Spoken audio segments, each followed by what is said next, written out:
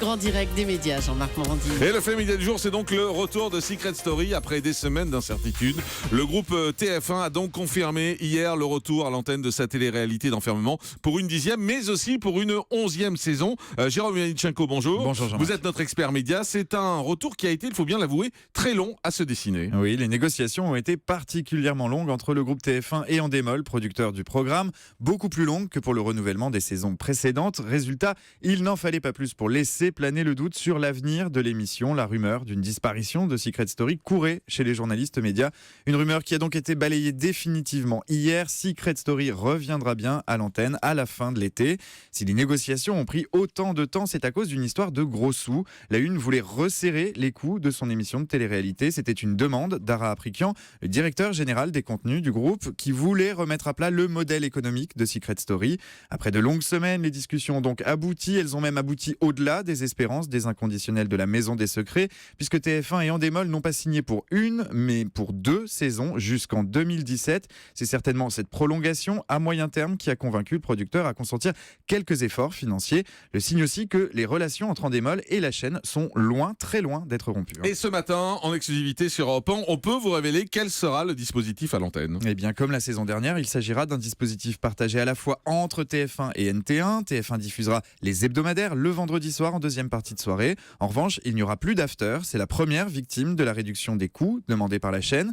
De son côté, NT1 programmera la quotidienne entre 18h15 et 20h. Le tout sur un tout nouveau plateau, toujours avec Christophe Beaugrand aux manettes. Pour les débriefs, il sera entouré de la même équipe que la saison précédente. Julie Taton, Adrien Lemaître et Leila Ben Khalifa, la grande gagnante de la saison 8. Pour cette 10e saison, le groupe TF1 promet aussi d'accentuer son dispositif numérique sur le site MyTF1 et sur la plateforme de partage vidéo YouTube. Une chaîne internet créée spécialement diffusera les meilleurs moments des 9 saisons de la télé-réalité. Reste encore une inconnue, elle concerne le lancement de cette 10e saison.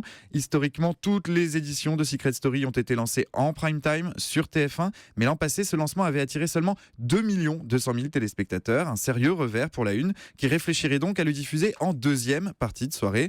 Un lancement qu'on devrait découvrir à l'antenne entre la fin du mois d'août et le tout début du mois de septembre. Alors avec nous pour en parler, Stéphane Joffre-Roméas, directeur des programmes et créations d'Endemol, qui produit Secret Story. Bonjour Stéphane.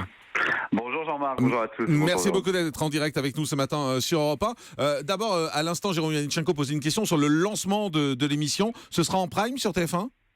Alors ça, je crois que c'est pas encore défini. Je crois que TF1 réfléchit toujours effectivement au lancement. Après, c'est le même dispositif sur le lancement. Je pense qu'il se pose encore des questions. Et alors, pour rebondir sur Jérôme, en fait, les négociations, normalement, on signe Secret Story autour du mi-avril. Là, c'est effectivement fin mai, donc un mois et demi après. Mais il faut aussi expliquer que c'est surtout aussi l'arrivée d'Ara Aprikian, de Gilles Pélisson. Je pense qu'ils ont mis à plat toute leur grille des programmes avec tous les programmes dont Secret Story. Donc ils ont voulu avoir un mapping général et c'est bien normal de leur chaîne et de ce que ça allait être.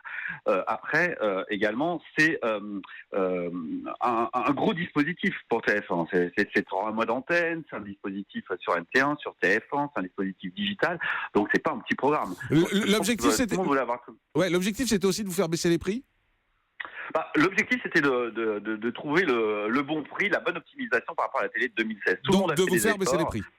Oui, de trouver la bonne économie. Et c'est pour ça aussi qu'on est parti sur 2 ans, mais tout le monde a fait des efforts. Voilà. Le fait de partir sur 2 ans, en même temps, c'est une sécurité pour vous. C'est aussi la preuve que TF1 croit vraiment en son programme, parce qu'on a entendu beaucoup de choses ces dernières semaines. Certains ont même annoncé qu'il y avait une rupture des négociations entre vous, que ça ne marchait pas du tout. Or, finalement, on s'aperçoit que si vous signez sur 2 ans, c'est que TF1 y croit, parce qu'il n'aurait pu signer que pour une seule année.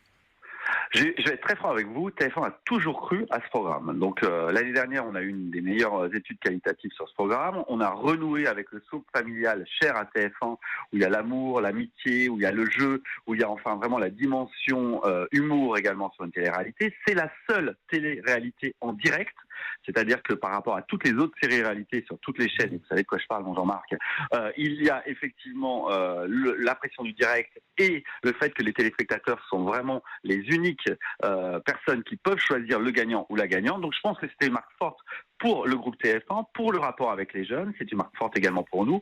Nous, les relations avec TF1 sont très bonnes. Après, évidemment, un nouveau management arrive, il doit avoir sa grille. Qu'est-ce qu'il va mettre? Qu'est-ce qu'il va faire en transfert?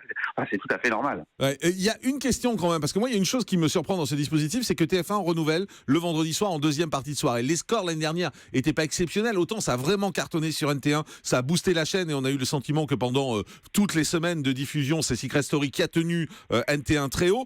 Autant honnêtement, sur TF1, le score n'est pas exceptionnel le vendredi en deuxième partie de soirée. Vous n'auriez pas préféré que ce soit en prime sur NT1 le vendredi ?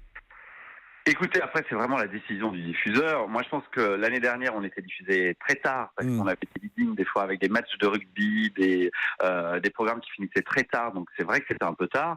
Je sais pas ce qu'ils ont prévu encore cette année là-dessus. Tout ce que je sais, c'est que ça a été un vrai succès. Sinon, on ne serait pas renouvelé.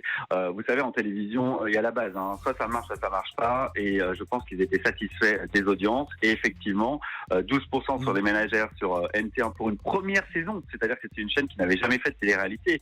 Ne l'oubliez pas. Donc j'espère qu'on va grinter encore de l'audience cette année et surtout des nouveaux secrets, des nouveaux candidats et surtout cette saison anniversaire puisqu'on va fêter en grande pompe les 10 ans de Secret Story. Vous allez fêter les 10 ans de Secret Story, il y aura quoi de spécial ? Alors il y aura quoi de spécial? Il y aura des secrets un peu spéciaux, vous allez voir. Vous allez faire revenir les anciens ?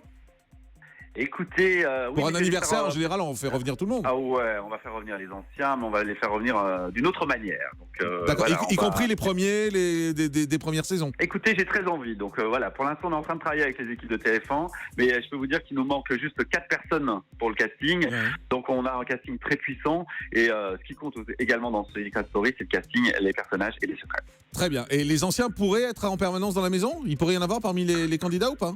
Ça pourrait être un espèce de... Ah non, ça Jean-Marc, c'est Secret Story, ça faut attendre le lancement. Donc c'est possible.